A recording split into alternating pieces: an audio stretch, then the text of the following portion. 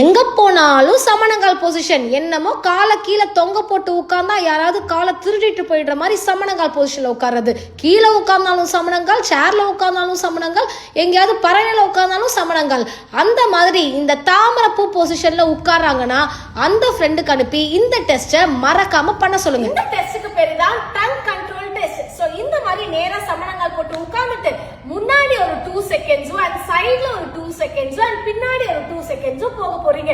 அந்த மாதிரி போகும்போது முன்னாடி இப்படி வரும்போது டப்புன்னு விழுந்துறீங்க, இல்ல சைடுல போகும்போது இப்படி பேலன்ஸ் இல்லாம போகுது, பின்னாடி போகும்போது இந்த 2 கால் இப்படி தூக்கிடுது, அந்த மாதிரி இருக்குன்னா அப்போ உங்களோட கோர் ரொம்ப வீக்கா இருக்குன்னு அர்த்தம், உங்களுக்கு ஸ்டெபிலிட்டி ரொம்ப கம்மியா இருக்குன்னு அர்த்தம். அதனாலதான் நீங்க சமணங்கால் பொசிஷனை அதிகமா பெரிய பேஸா வைக்கணும்னு நினைக்கிறீங்க.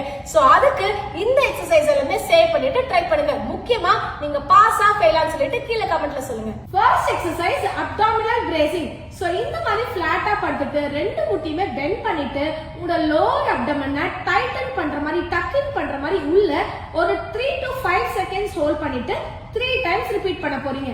இந்த மாதிரி டக் இன் பண்ணிட்டு 1 2 3 4 5 and relax.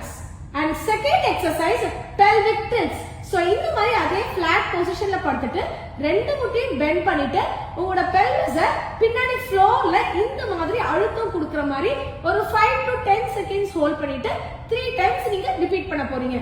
So 1 2 3 4 5 relax.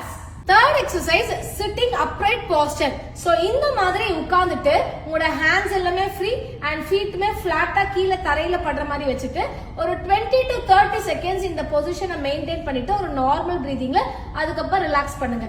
அதே மாதிரி இன்னொரு வாட்டி ஒரு 20 to 30 செகண்ட்ஸ் மெயின்டைன் பண்ணிட்டு ரிலாக்ஸ் பண்ணுங்க. இந்த எக்ஸசைஸ் எல்லாமே சேவ் பண்ணிட்டு ட்ரை பண்ணுங்க. மறக்காம நீங்க பாஸா ஃபெயிலான்னு சொல்லிட்டு கீழே கமெண்ட் பண்ணுங்க. தேங்க்யூ.